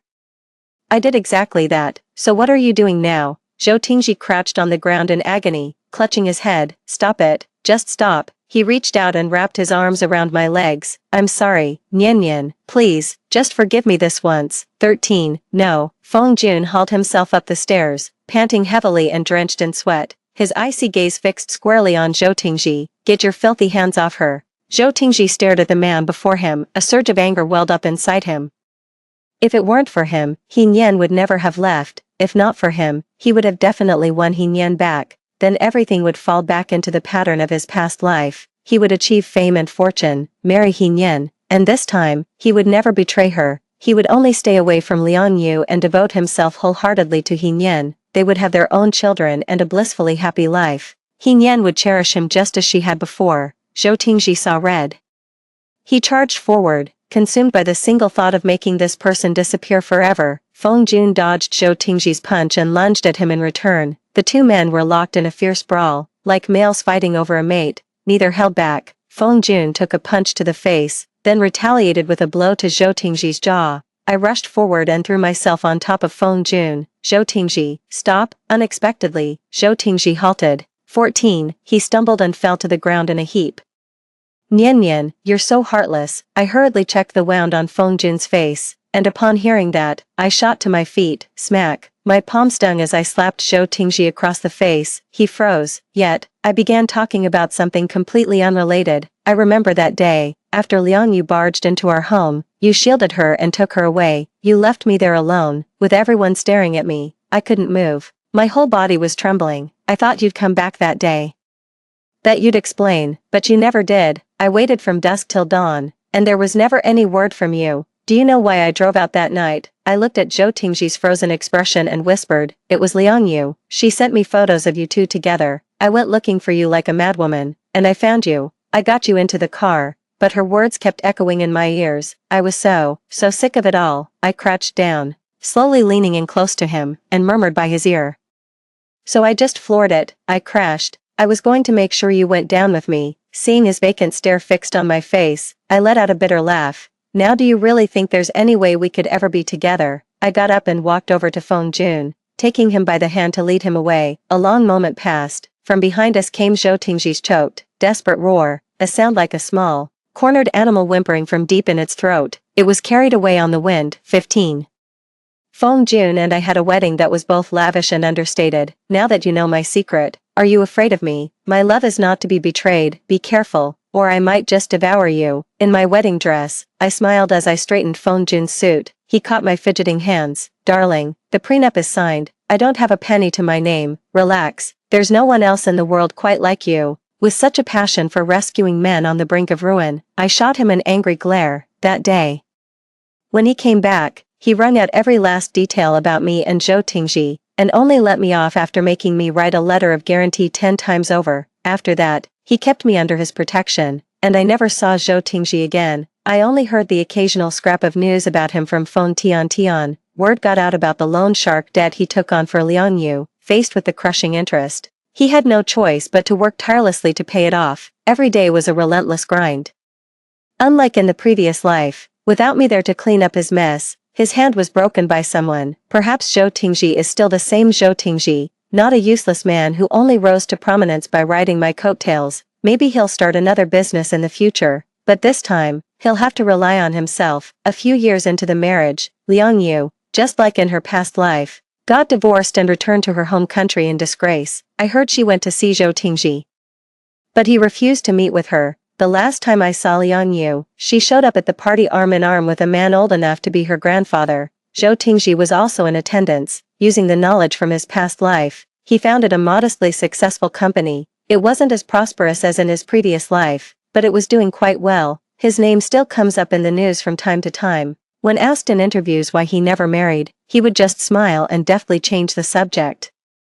Whenever this happened, Feng Jun would be in a bad mood for days, inevitably followed by him posting pictures of us on social media. He still didn't like Zhou Tingji, always seeing him as a ticking time bomb. Just like in their past life, the two of them simply couldn't stand each other. In a quiet corner of the banquet, Zhou Tingji smoked in silence. Liang Yu's face was pale, tears tracing a path down her cheeks. Yet she remained strikingly beautiful, but her beauty went unnoticed. Tingji, how have you been all these years? I've missed you so much while I was abroad. If my family hadn't needed the money back then, I never would have married and moved overseas.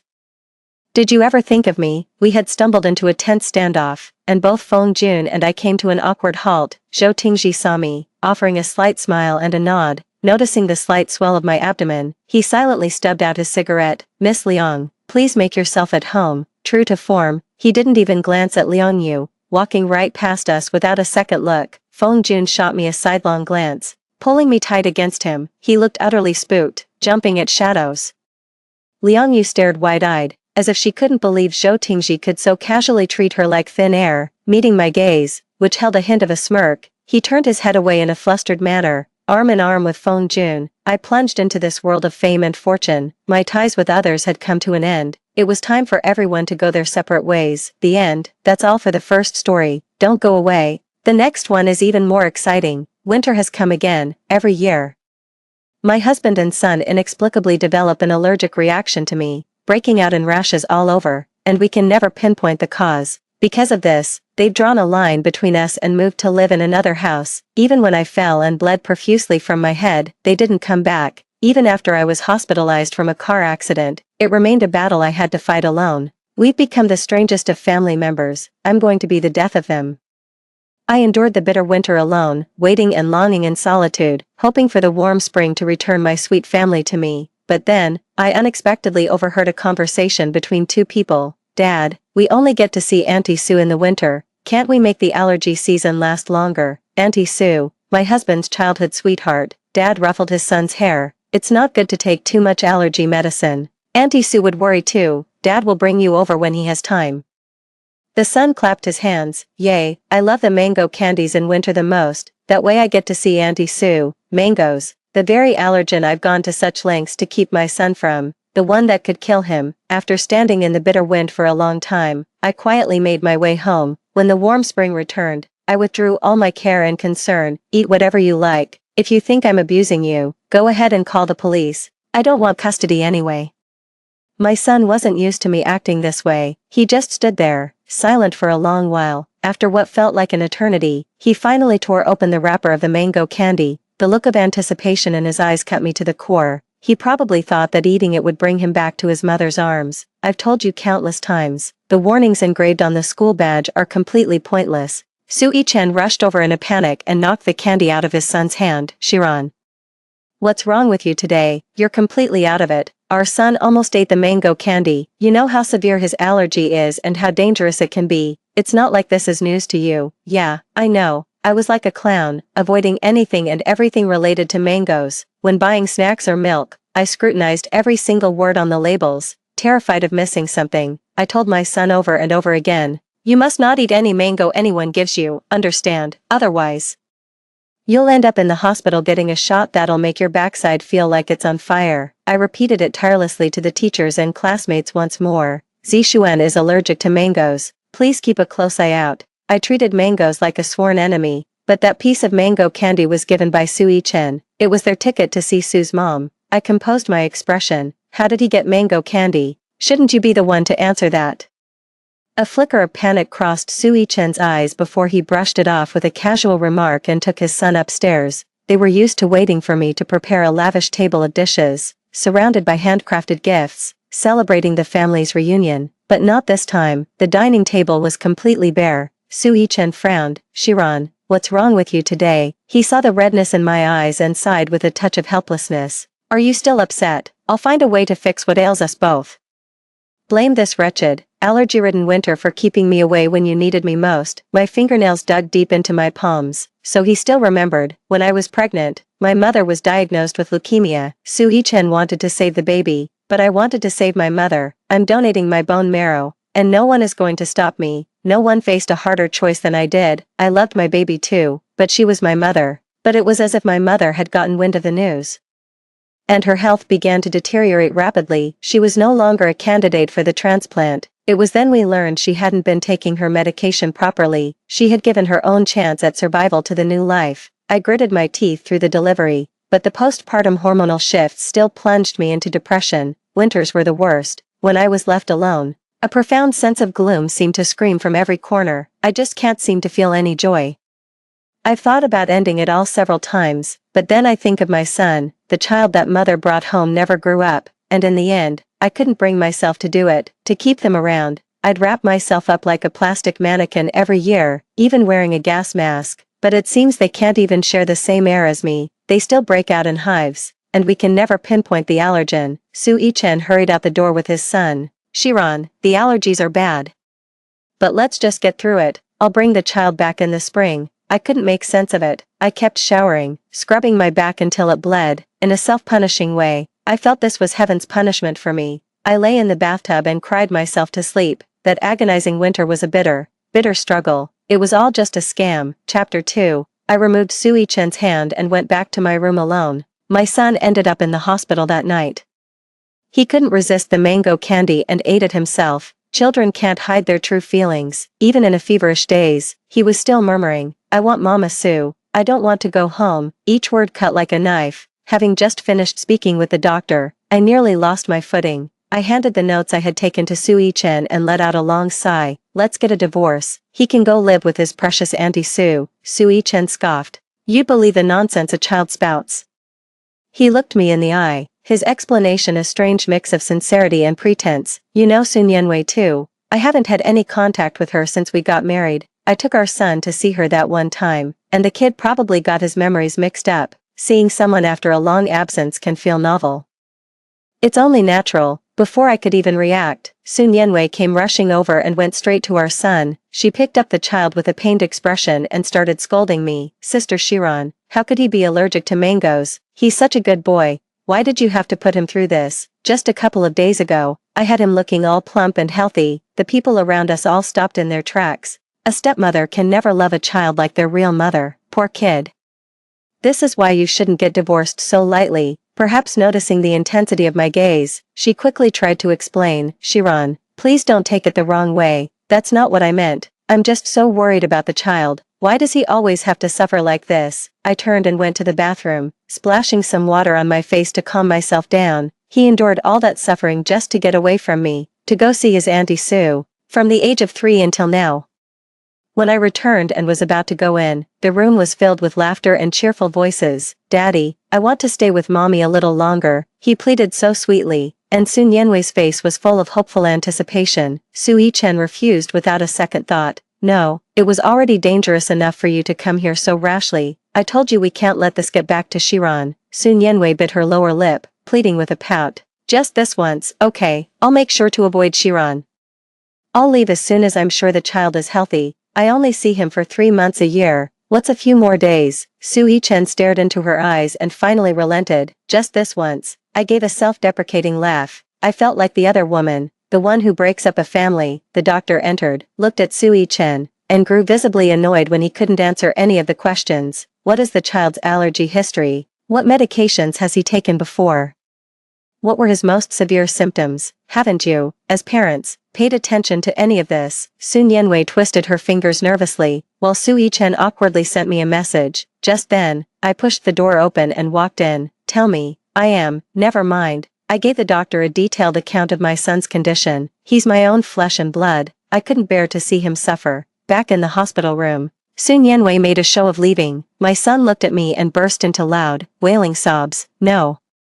No, I want Auntie Sue. The piercing cries echoed through the ward. I knew they were putting on quite a performance, to make me leave and clear the space for them. Tears welled up in my eyes, but I held them back as I looked at my son. Fine, I won't come back. Chapter 3, that night, I had a terrible headache. In my dazed state, I accidentally called Su Yichen. He came back immediately to pour me water and give me medicine. Don't blame the child. It's just a phase of novelty. In a few days, he'll be crying for his mom again. This is a good chance for you to rest properly. You've lost weight these past few days. Only after seeing I was feeling much better did he return to the hospital. But in the days that followed, I became extremely drowsy. When I woke up, my mouth tasted bitter, and I was hit by waves of sharp, cramping pain in my stomach. I went to the hospital alone. The doctor looked at my expression, puzzled. Did you change your medication? Your previous prescription was working very well. You shouldn't switch it for no reason. I shook my head. I always carry my medication with me, and it was still in the original packaging, but the doctor picked it up, gave it a quick check, and immediately knew something was wrong. This is similar to a sleeping pill, and you're intolerant to them, aren't you? I prescribed them for you once before when you were distressed and couldn't sleep, and you had this exact reaction. Your sleep is fine now. Who's been giving this to you? A chill ran through my entire body. The image of Su Yichen messing with the medicine flashed through my mind, and I could hardly believe it. Su Yichen must have fed me sleeping pills, just because he was annoyed by my disturbance last night and wanted to prevent it from happening again. Yet, just a while ago, Su Yichen was the one who warned me. All medicine is somewhat poisonous, so you must be absolutely certain not to make a mistake. The best way to leave me undisturbed now is, ironically, to fall into a deep sleep. I smiled a bitter smile. It felt like my heart was being carved open, slice by slice. I went home to pack my things. I couldn't put off the divorce any longer. While rummaging through some things, a Chinese language test paper fluttered down. On it was the teacher's perfect score comment, a sincere love, reserved only for mom, excellent. For a fleeting moment, I was lost in a memory. Back when my son first started kindergarten, the very first song he learned was Only a Mother's Love is True. I held his hand as we walked home, and he babbled a little tune. Mom, I'll buy you a big house when I grow up. You're the best mom. I picked up the exam paper and began to read it. My mother and I are like frost on a winter's night. We can only form together in the cold, and we melt away when it warms, so I just kept hoping for winter to come early.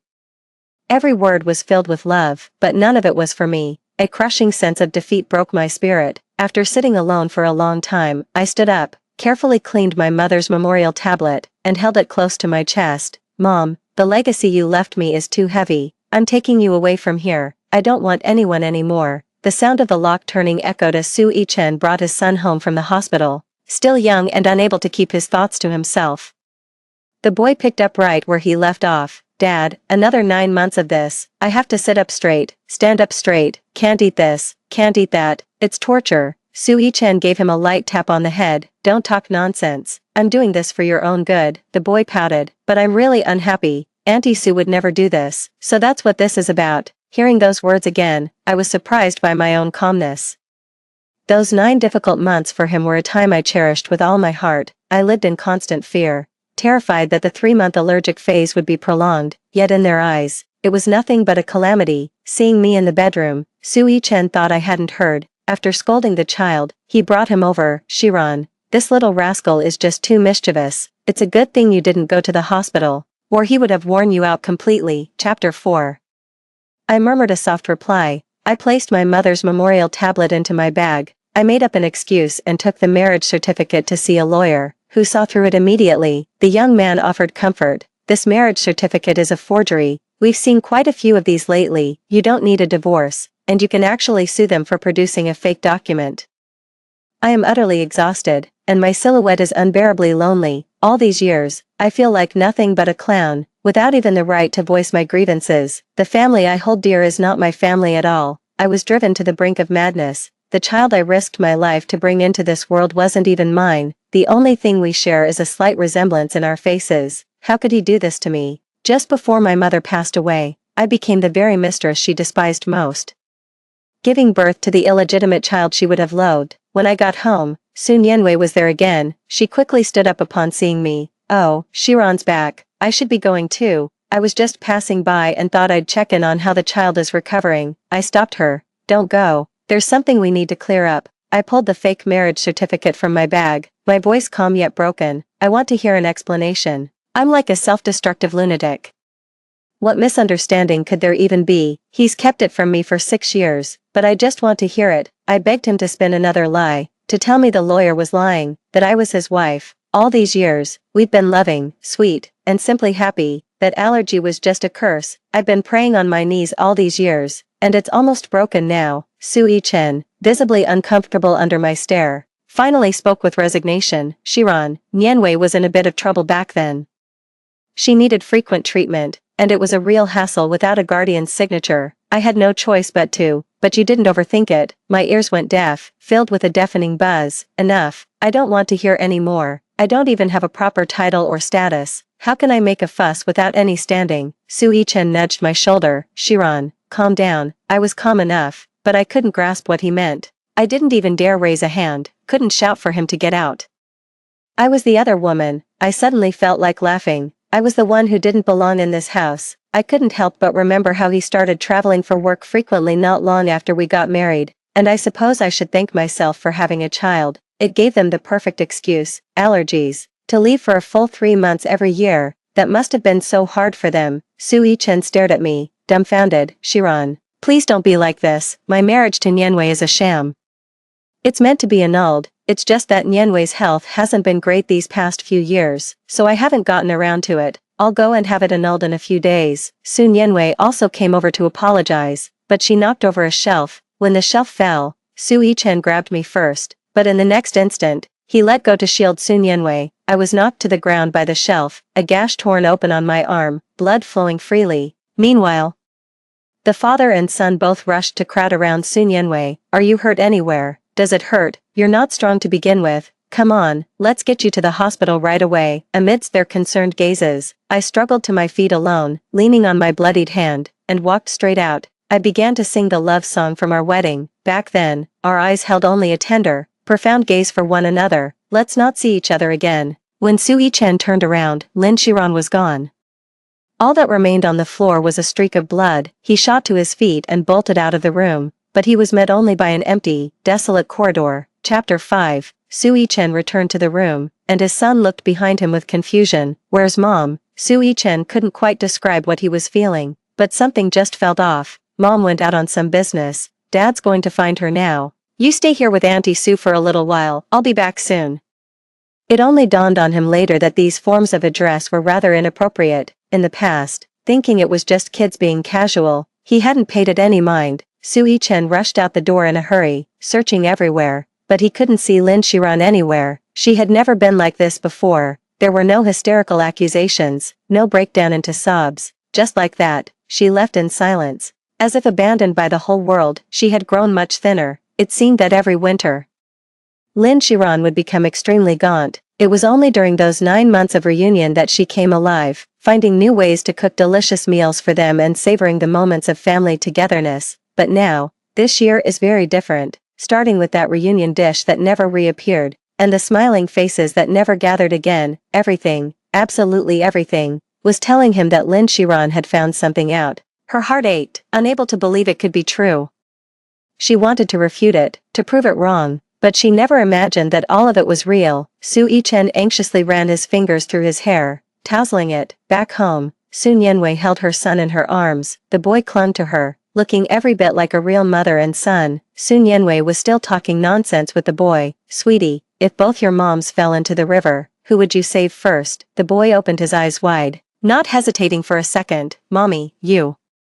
Sun Yanwei gave a smug smile and planted a kiss on him. Witnessing this, Su Yichen felt an indescribable pang of discomfort. How could she teach the child to say such things? Little by little, she had already instilled in their son the notion that Sun Yanwei was more important than Lin Xiran. He stepped forward and picked up his son, his tone turning cold. Yanwei, you should head back for now. I'll contact you if anything comes up. Sun Yanwei was not satisfied and searched for something else to say. Did your sister storm off in a huff? It's fine, she'll be back in a few days. Just let me stay here a while longer, to spend a few more days with the child. The son celebrated with joy. This only made Su Yichen feel worse. He shook his head, trying to suppress the unpleasant emotions. No need, you should head back now. Sun Yanwei actually wanted to stay the night. Su Yichen was absolutely furious. I said no, I want to be alone. Sun Yanwei was thus forced to leave, her eyes filled with unmistakable resentment. Su Yichen calmed down, looked at his son, and gave him a stern instruction. You can't call Sun Yanwei mom anymore, understand? You only have one mother. His son still didn't understand. Why not? I like calling her mom Su. Su Yichen patiently explained. Everyone only has one mother. Just like your dad, he only has one mother, your grandma. So you can't call two people mommy, you have to choose one.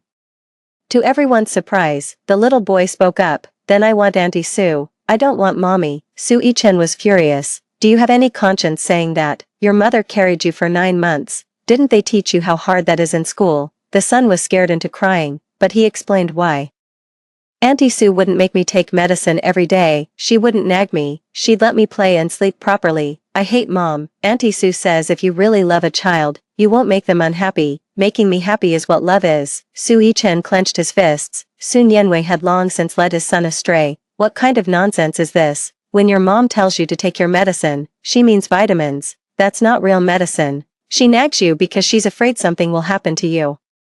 What kid doesn't get nagged by their parents? If they didn't nag you, that wouldn't be love. Su Yichen felt his head was about to explode. He had never paid attention to these details before. Chapter 6, the son nodded, only half understanding. Those 3 months each year were the easiest for him. He had nothing to do, and in his most extreme thoughts, he even felt things would be better, that life for the 3 of them would be just fine, if his mother weren't around.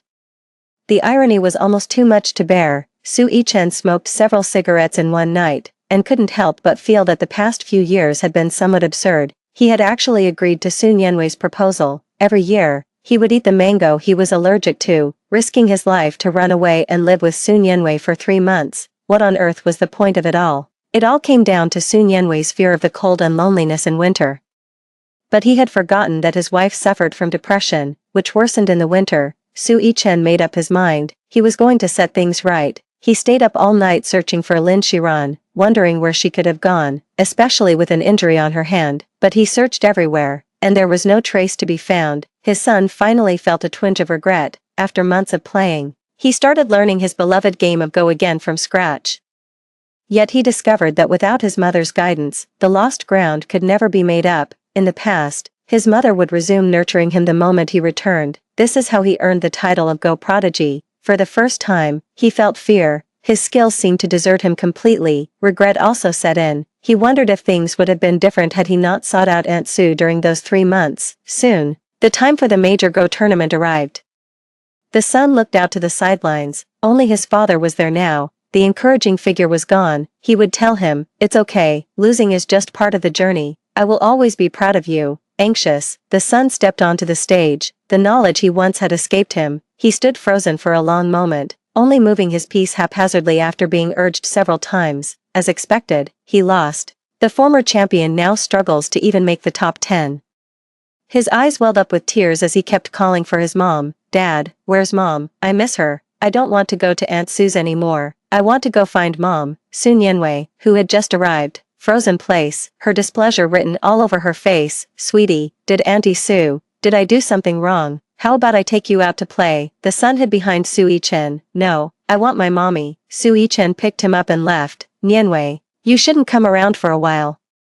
We're waiting for Xiran to come back, and she'd get the wrong idea if she saw you." Sun Yanwei gave a bitter smile but said nothing. Men are all the same. The boy was miserable all day. Life without his mother wasn't as good as he had imagined. He threw all the mango candies into the trash. vowing never to eat them again or to see Aunt Sue anymore. He changed everything from before and actually wrote about Lynn Chiron in his essay, Mom. My mom is simple and nagging. Always telling me what I can and can't eat every day, but I understand now. She did it for my own good. Back then, I even felt a bit embarrassed. None of the other kids' moms asked the teacher like that. I was the only one, treated like a porcelain doll. As he wrote, tears began to fall. He wished he could burn all his old exam papers. That essay he wrote back then actually ended up being selected as a model composition. Sue Yi-chen and his son were both completely lost in their memories. Their wonderful 9 months together were overshadowed by a mere 3-month honeymoon phase. No, they were determined to get Lynn Chiron back. Chapter 7. Leaving Sue Yi-chen and my son behind wasn't as painful as I had imagined. Then again, I've endured the harshest winters alone year after year. What else is there I can't accept? I no longer revolve my life around them, memorizing who can't eat what. Every morning, I wake up and make myself a delicious breakfast. I have no allergies. I can eat anything.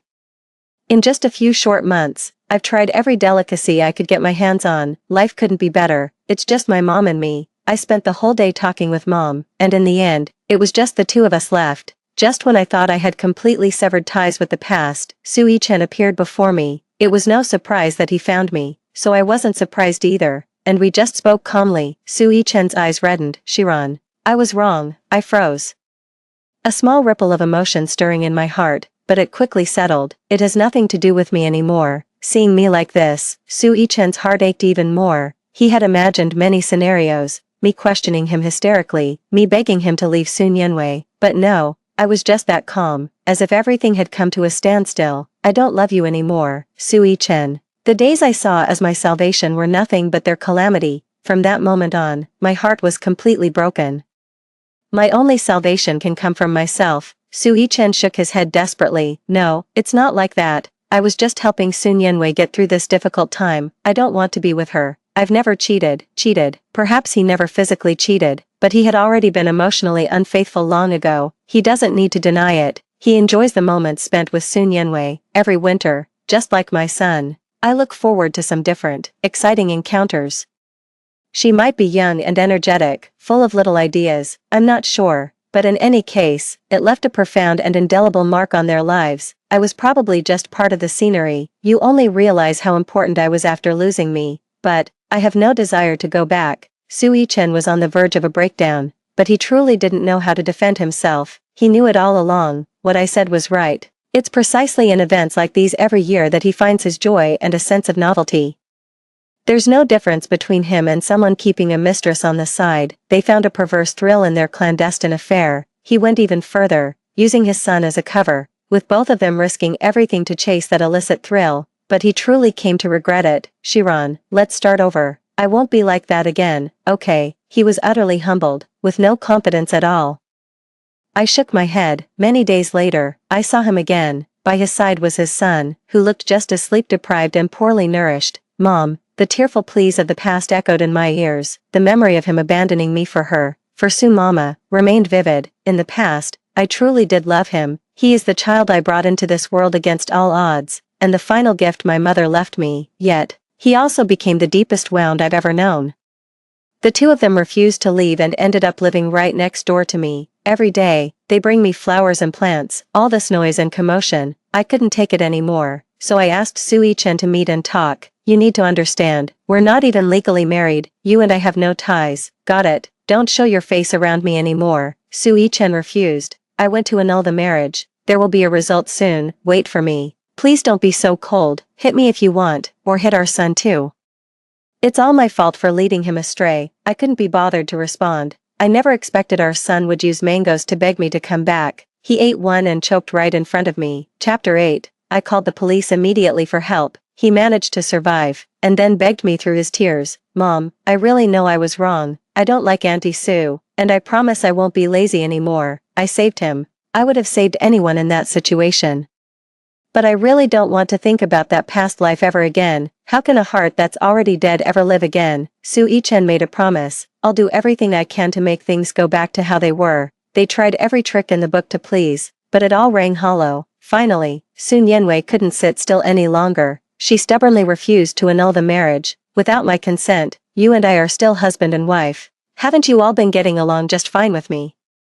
I care for you deeply, Ichen, you know that. Su Ichen took a few steps back from her. Get away from me. Don't you dare show your face around here like this. We're done. I want a divorce. He went to deal with the matter. He had considered every possible legal action. He tried to have the marriage annulled, but found it impossible. He and Sun Yanwei willingly became husband and wife and built a life together after marriage. Even when he shouted in the courtroom, I was only going to be there for 3 months. I was just putting on an act with her. But the judge wouldn't listen. According to Sun Yanwei's account, since they had consummated their marriage, they were a complete family. Even when Su Yichen had an affair and fathered a child out of wedlock, she generously accepted the child as her own. No matter how the father and son tried to explain, they only earned the audience's contempt. What a scumbag. Resorting to such underhanded tricks just to leave his first wife. Has he no shame? She's already forgiven your affair, and you still want a divorce. Don't be so shameless. Su Yichen was at a loss for words as a handful of paper was thrown in his face. Sun Yanwei had succeeded. Happily, she linked her arm with Su Yichen's. I told you, you're mine for life. Su Yichen recoiled as if shocked. Get out. He could no longer restrain himself, roaring as he seized Sun Yanwei by the throat. You ungrateful bitch, I should have let you die in that hospital. Sun Yanwei burst into loud, mocking laughter. None of you can leave me, Yichen, you're all I have left. My family is gone. You promised I would always be your family. Why do you always break your promises? Su Yichen's eyes widened in shock, almost bulging from their sockets. You're a worthless piece of trash. No wonder you're all alone. Nobody wants you. Sun Yanwei refused to let him leave no matter what. Determined to tie their fates together, her once affectionate son went up and bit her. Give me back my mom, you wicked woman, you homewrecker. Yet, Sun Yanwei only laughed with delight. We're on the same family register. You're my son. Don't you dare call me a homewrecker. Father and son were plunged into deep despair. They had dug this hole themselves, and now they had to lie in it. Even so, the two of them, father and son, still showed up right in front of me. I had also found my trump card. I'll go back with you, as long as you can get a divorce. Su Yichen would always lower his head and sigh in despair. I will, I'm trying. But he would often return empty-handed, having to swallow his frustration for days before coming back to try again. He and Sun Yanwei were locked in a vicious cycle of torment. Finally, pushed beyond his limit, he grabbed Sun Yanwei and beat her savagely. Don't push me. I'm telling you. I'd rather we both go down together than this. I want a divorce. But Sun Yanwei had already descended into madness. Even if I die, I'll be with you. I could never let you go. Su Yichen hadn't shown up again for a long time. Chapter 9. Just when I thought he had given up, the news has been released. Su Yichen, unable to restrain himself, ended up killing Sun Yanwei. He collapsed as if a great weight had been lifted. In his final moments, he made sure to transfer his son's household registration. And just like that, he and Sun Yanwei were through.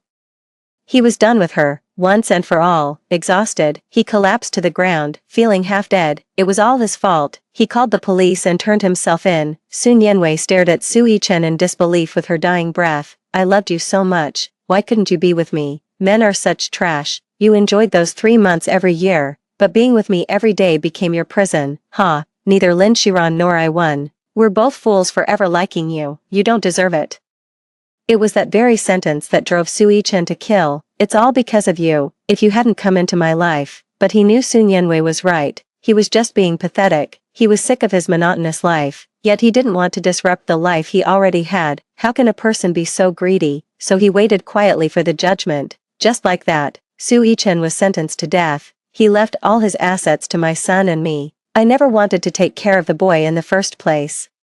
But he was still young, and all the evidence pointed to him being my son. I had no choice but to bring him home. He no longer needed me to worry about him. He would highlight his allergy precautions every day and hang the note on his backpack. He is unbelievably mature for his age. Mom, I was wrong. That lingering resentment in my heart remains, but I still raised him with care. I taught him how to think all over again. I taught him right from wrong, what is the right thing to do, and what is not.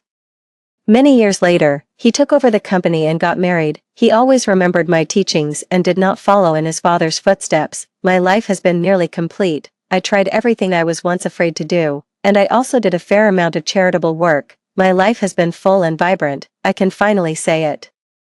I am content with the life I've lived. It is enough that I am alive. The end. That's all for today's story. If you enjoyed this video, Please give it a like and subscribe. If you have any suggestions, feel free to leave a comment below. See you in the next video.